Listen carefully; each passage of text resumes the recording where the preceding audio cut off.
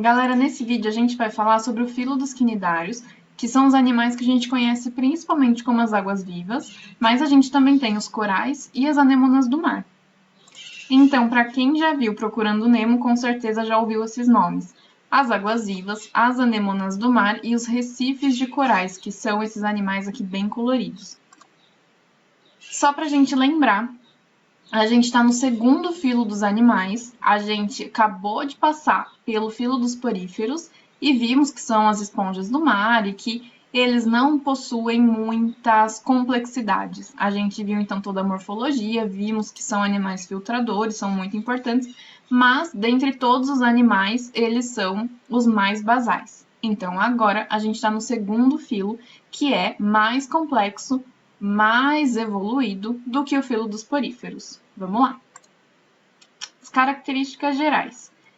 Os quinidários, eles são diblásticos, então isso significa que eles possuem dois tecidos verdadeiros formados por dois folhetos embrionários. Lembra? Lá na embriologia, na fase de gástrula, são formados a endoderme, que é aquele tecido mais interno, e a ectoderme, que é o tecido mais externo.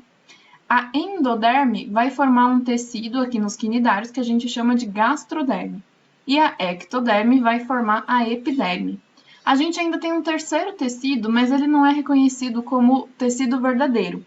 Ele é só uma parte intermediária, então ele fica no meio, por isso ele chama mesogleia. Ele fica no meio da endoderme e da ectoderme, ou seja, entre a gastroderme, que é o tecido mais interno, e a epiderme, a gente tem aqui no meio a mesogleia.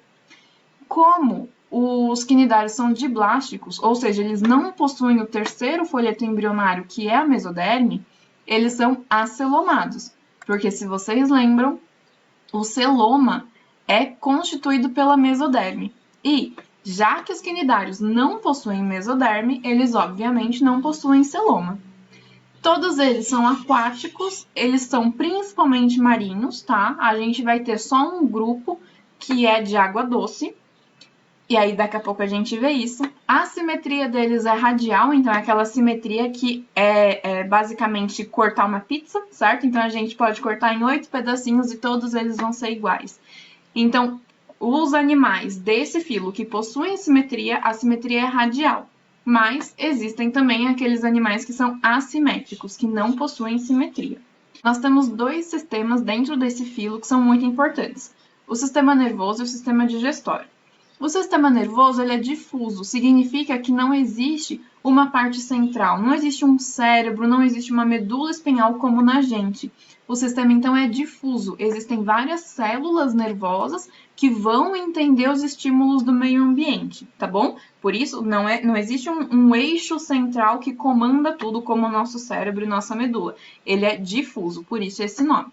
E o sistema digestório, ele é incompleto. Isso significa que o sistema digestório dos quinidários só tem uma entrada e a entrada é o lugar também da saída dos excretas. Então, os quinidários, eles só possuem boca, eles não possuem ânus, tá bom? Por isso que é incompleto.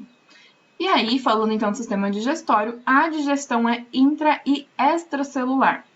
Então, a parte inicial da digestão se inicia numa cavidade digestória, tá? Num espaço, e aí depois que o alimento é um pouquinho digerido, esse alimento é captado pelas células, então lá continua a digestão no interior da célula, por isso, intracelular. O filo quinidária não possui esses três tipos de sistemas. Então, lá nos poríferos, a gente não tinha nenhum tipo de sistema. A gente não tinha nem tecido verdadeiro, lembra? Eles eram ablásticos, ou seja, eles não possuíam folhetos embrionários. Agora, nos quinidários, a gente já tem alguns tipos de tecido, tá? E a gente também consegue formar, então, alguns tipos de sistemas, sistema nervoso e sistema digestório. Mas os quinidários, eles não possuem nem sistema excretor, nem circulatório, nem respiratório. Então, como que acontece, por exemplo, o armazenamento de nutrientes e a troca de gases nesses animais? É por meio da difusão, célula a célula. Significa que uma célula que tem poucos nutrientes dentro dela vai receber nutrientes de uma outra célula ou do meio externo que possui mais nutrientes ou mais gases do que ela. E aí, a difusão vai sendo feita tentando alcançar aquele equilíbrio dinâmico que a gente sabe que tem na vida, né? Que tem nos seres vivos. Então, se a gente não tem esses tipos de sistemas, a gente tem a troca de nutrientes e gases por difusão. Uma coisa muito importante desse filo que vocês têm que saber é a célula principal. É chamada de quinidócito, tá? Então, quinidário, quinidócito é a célula de defesa e captura de alimentos, porque é essa célula aqui que vai conseguir inocular veneno, que vai ser tóxica. Então, quando a gente escuta que na praia algumas pessoas foram queimadas por água-viva, é porque existe esse veneno nas células chamadas quinidócitos. E os quinidócitos ficam nos tentáculos desses animais, certo? Então, a gente estava falando sobre o Procurando Nemo, sobre o filme. E aí tem aquela cena, não sei se vocês lembram, da Dory, né, pulando em cima de águas-vivas e ela não toma choque. Por quê? Porque aqui em cima não existe quinidócito, tá? Os quinidócitos, eles ficam nos tentáculos desses animais. Então, vamos lá. Eles vão funcionar para defesa e também para captura de alimentos, porque inoculando o veneno, eles conseguem afastar os predadores, né? Porque vai dar um choque ali, porque vai intoxicar esses outros animais, esses predadores, mas também eles podem utilizar para capturar, porque, por exemplo, uma água-viva que come peixe, tá? Que vai ali capturar, vai caçar um peixe, pode inocular bastante veneno nesse peixe e aí fazer com que ele fique imobilizado ou então até mesmo que ele morra para que ela consiga comer, para que ela consiga se alimentar. Esses quinidócitos funcionam da seguinte forma. Eles são uma célula modificada com um filamento. E esse filamento aqui, ele possui toda a toxina. Então, quando essa célula é estimulada, tanto para defesa ou para captura de alimento, ela vai de forma muito rápida expulsar esse filamento. E aí esse filamento vai ser então inoculado dentro da pele de um outro ser vivo, tá bom? Vou falar sobre a morfologia desses animais. Duas coisas muito importantes: a estrutura corporal e o esqueleto deles. Então, como que eles têm esse formato aqui que a gente já vai ver. A estrutura corporal ela pode ser dividida em dois tipos: o pólipo e a medusa. O pólipo é essa forma aqui que é séssil, ou seja, não se movimenta, é fixo no substrato. E a medusa é esse formato que a gente conhece, então, como água-viva. A morfologia, a forma desses animais são muito parecidas. Então, esses dois tipos possuem tentáculos, tá? Então, os tentáculos aqui, tanto no pólipo quanto na medusa. E aí, tudo aquilo que a gente falou no começo se repete para essas duas estruturas corporais. Então, existe uma ectoderme ou uma epiderme, existe uma gastroderme, que é esse tecido mais interno, certo? Formado pela endoderme, e existe a mesogleia, que é aquele tecido intermediário. Existe uma boca, porque o sistema digestório é incompleto, lembra? Então, existe boca, mas não existe ânus. A boca e os tentáculos do pólipo, eles são voltados para cima. Por quê? Já que esses animais são sésseis, eles precisam ter os tentáculos para capturar os alimentos e também se defender, já que eles não conseguem fugir, já que eles não conseguem se movimentar. Já as medusas, elas podem ter um outro tipo de formato, porque elas são de vida livre, elas conseguem nadar. Então, os tentáculos vão funcionar para natação, vão funcionar para capturar os alimentos e também para defesa. E aí, a boca desses animais, então, fica para baixo. E aí, como que esses dois formatos de animais conseguem realmente ter essa forma? É porque eles têm um esqueleto hidrostático. Significa que esse esqueleto ele é formado por água. Então, a parte que dá sustentação para o corpo desses animais é basicamente formada por água. Vamos falar agora das principais células, e aí a gente vai passar bem rapidinho aqui, porque o que vocês têm que lembrar realmente é da célula principal, que são os quinidócitos, aquelas que conseguem injetar toxina, que conseguem injetar veneno. Mas a gente precisa entender um pouquinho quais são as outras células também. Na epiderme, representada por essa primeira parte do desenho aqui, a gente tem algumas células. Eu coloquei aqui as mais importantes para vocês, mas existem outras. Então, por exemplo, a célula do epitélio muscular, que vai fazer realmente a parede, o revestimento da epiderme, bem importante para a sustentação desse animal. Aí a gente vai ter as células intersticiais, que eu coloquei aqui para vocês, que são totipotentes. Vão auxiliar no crescimento, vão promover o crescimento e a regeneração desses animais, porque elas são totipotentes, lembra? Elas conseguem se transformar, então, em qualquer outro tipo de célula. Por isso, as células intersticiais são bem importantes. Além do crescimento e da regeneração, essas células vão participar da reprodução sexuada desses animais, porque essas células também vão poder se transformar em espermatozoides ou óvulos, tá? Depois a gente tem também células sensoriais. Lembra que o sistema nervoso é difuso? Então a gente tem algumas células sensoriais que são capazes de capturar e transmitir os estímulos que esse animal sente do meio ambiente. Perfeito! E aí, já falamos sobre os quinidócitos, mas só para relembrar que eles fazem parte, então, da epiderme, lá na epiderme do tentáculo, tá? Eles podem ser chamados com um nome mais comum, que é quinidócito, ou eles podem também ser reconhecidos como quinidoblasto. Depois a gente vai falar, então, da gastroderme. Falamos do tecido mais externo, agora a gente vai falar do tecido mais interno. Existem também células musculares aqui, mas presta atenção, lá na epiderme era a célula do epitélio fazendo aquela parede, fazendo aquela sustentação. Agora, a célula muscular que a gente está falando na gastroderme, já que a gente está falando de gastro, ela é muscular digestiva, ou seja, também faz parte do tecido, mas ela vai servir bastante para digestão. E é muito importante vocês saberem que essa célula possui 2 flagelos, porque esses flagelos são muito importantes para a alimentação. Lá na cavidade digestória desses animais, esses flagelos vão ficar batendo para que a comida, o alimento que está lá, seja digerido, certo? Tem aquela primeira parte, aquele início da digestão, para que depois essas células consigam captar esse alimento parcialmente digerido e continuar a digestão intracelular. Beleza. Só que como que esse alimento vai ser digerido? Só porque os flagelos estão batendo? Não. É porque existem células glandulares que vão liberar na cavidade digestória enzimas digestivas. E aí, quando o flagelo bate, ele vai misturar as enzimas digestivas com aquele alimento e ali vai acontecer a digestão extracelular. Depois, as células vão captar esse alimento parcialmente digerido e vai ter, então, a digestão intracelular, como a gente já sabe. Existem também células sensoriais aqui na gastroderme para captar e transmitir os estímulos nervosos também.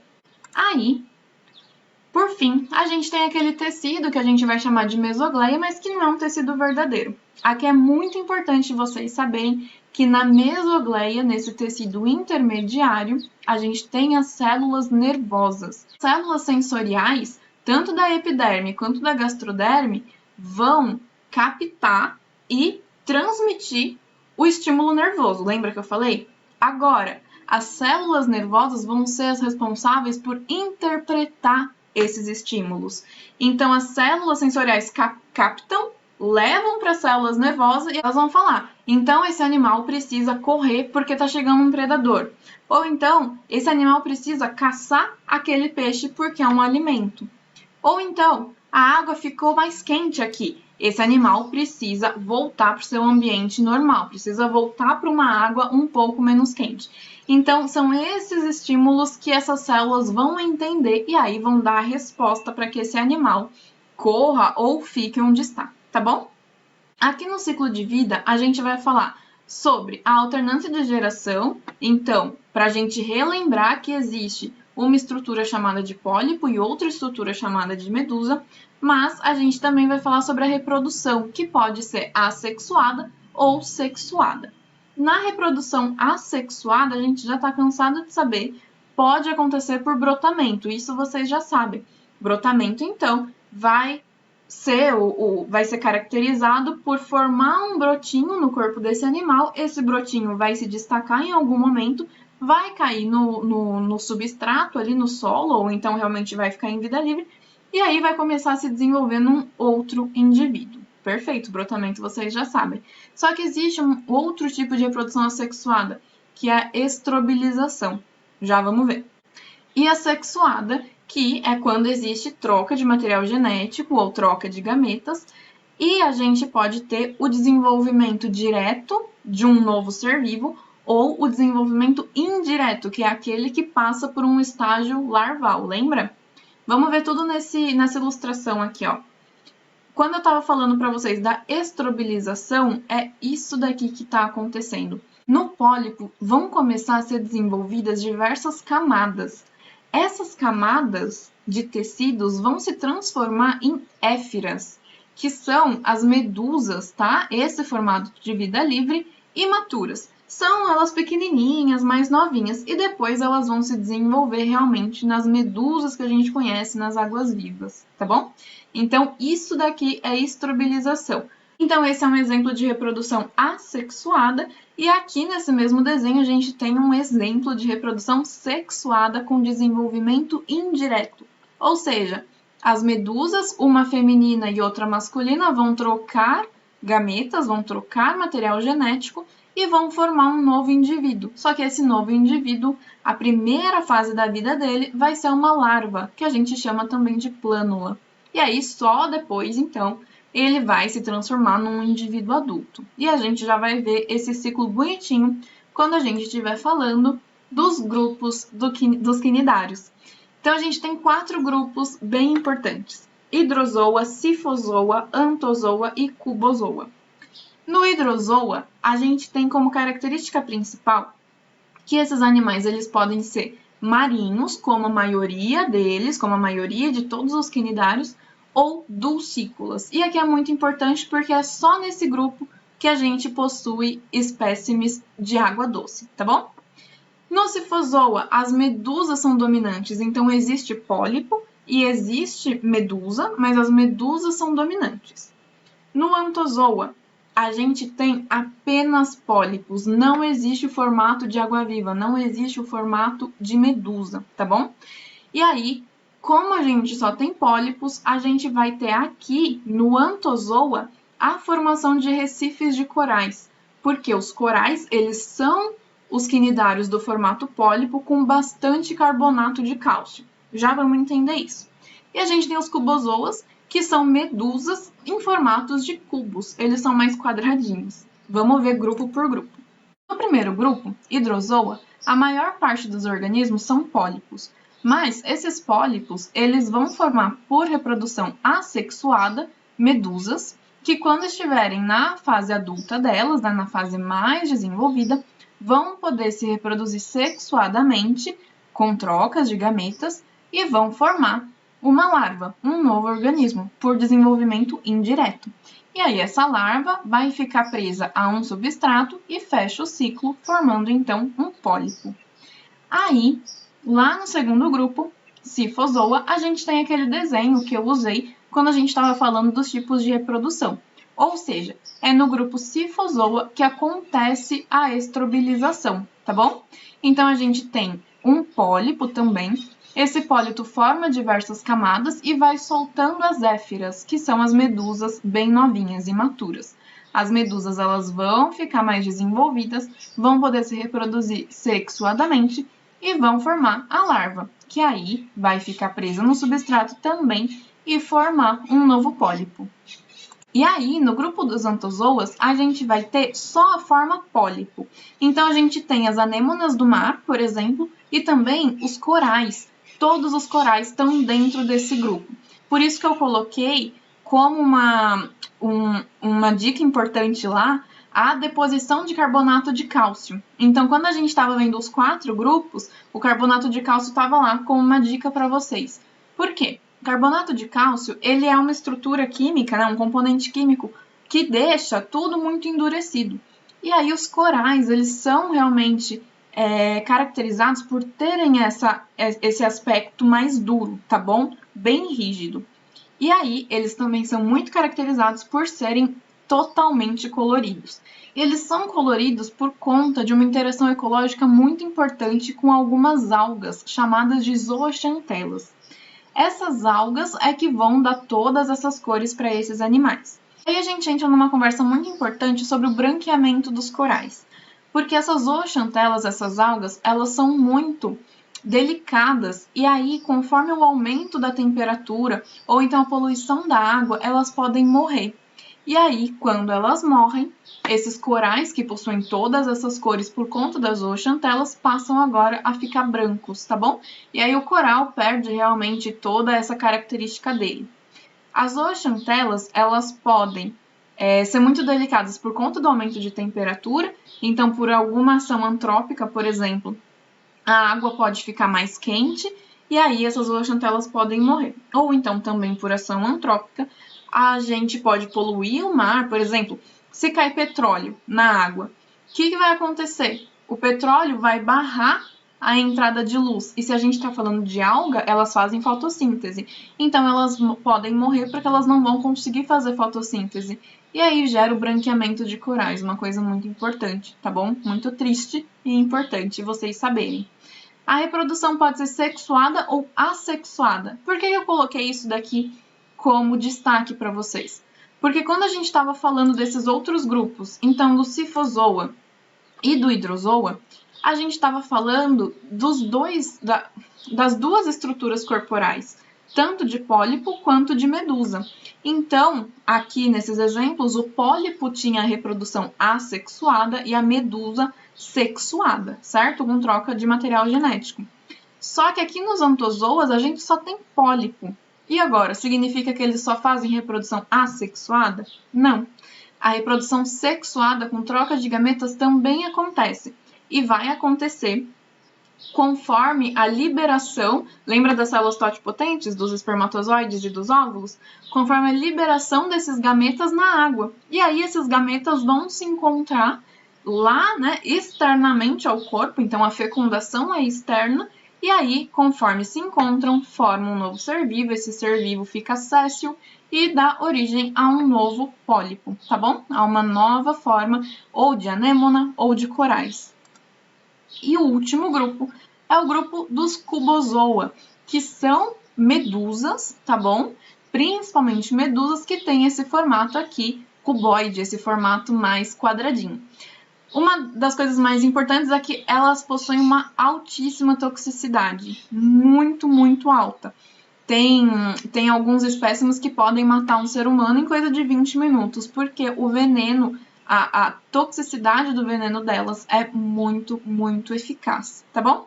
Por hoje era só. Bom descanso para vocês. Próximo grupo que a gente vai ver é dos plateumintos.